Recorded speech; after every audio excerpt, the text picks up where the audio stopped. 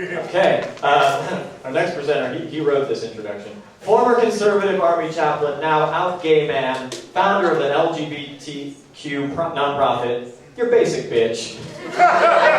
Please welcome Tim Brown.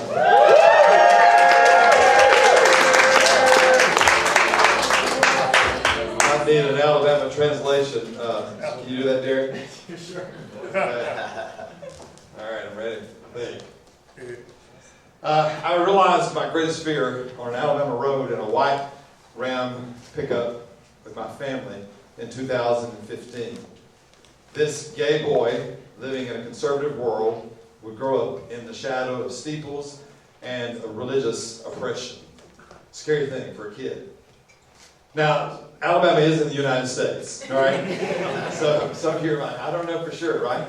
And I know it's shocking when I say I'm from Alabama because I am wearing shoes and these are my teeth. I didn't borrow them, didn't put them in, but this is Alabama where I grew up, rural, conservative, not exactly a progressive place for gays, exactly, you know? So when I talk about fear, most folks say, well, you must have experienced your greatest fear in the 22 months you spent in Afghanistan with the impending possibility of rockets and bullets and all kinds of shit like that, which those things are there. And of course, Afghanistan is fearful. It's a pretty frightening place to be, and I think most people would say that as well, even those who haven't been. But this represents my greatest fear. My father, who is a pastor of a Southern Baptist church, my mother, my family, they're conservative.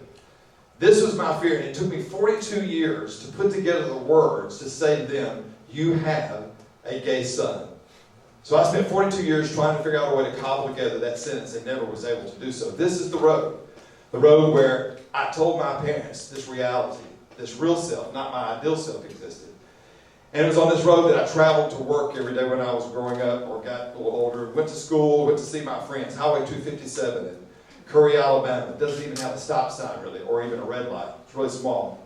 This is the school where this little gay guy would walk up and down the halls, this battling between the real self, what we want people to see, and or the ideal self and the real self, which is who I am. And this is where I formed my humor, if I'm funny, and all the things that were a self-defense to make people stand at a distance. This is the church where my dad pastored, where I grew up, where I learned not from my parents who were loving, but from people and from teaching that who I was sinful, that was wrong. It was here that I was indoctrinated to then further prop up this ideal self in contrast to this real self that I was struggling with day in and day out. And this is what I would imagine as a kid it would be like to be unfettered, to live in joy. But I didn't really live that way. I was happy, but there were always these moments of interruption where I had to settle down when I'd sit on the edge of my bed and I would say, this is who you are, and you cannot say.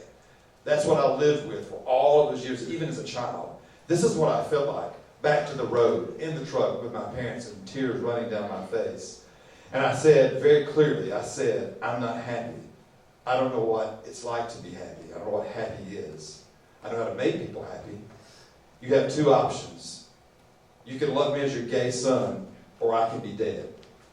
And then there's that moment when their loving response, I said, I have a choice to make. And I chose a path. And like Robert Frost said, 2 roads diverged in wood, and I took the one less traveled, and it has made all the difference.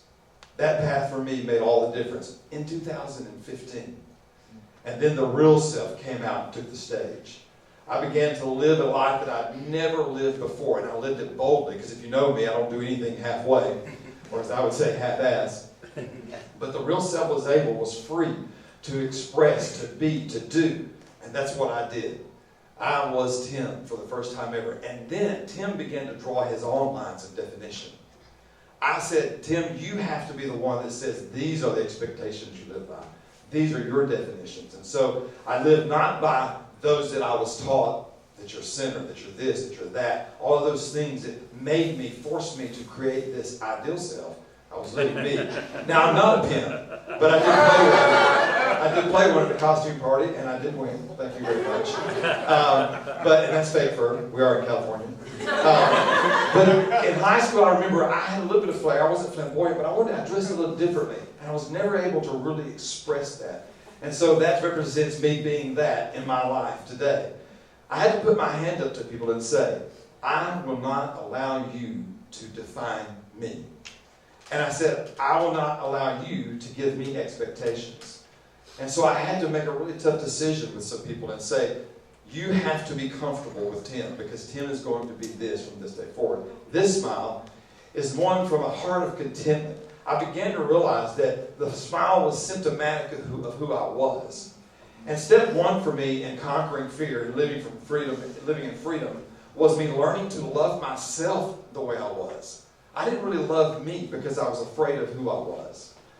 Then step two for me was then saying, I have to break this cycle. And breaking the cycle looks a lot like what I said just a second ago. It meant that you can influence my decisions and my definitions, and you can influence me with expectations, but I'm the decider.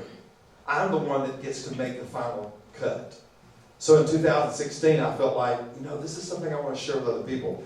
I started a nonprofit called Goal, Get Out and Live.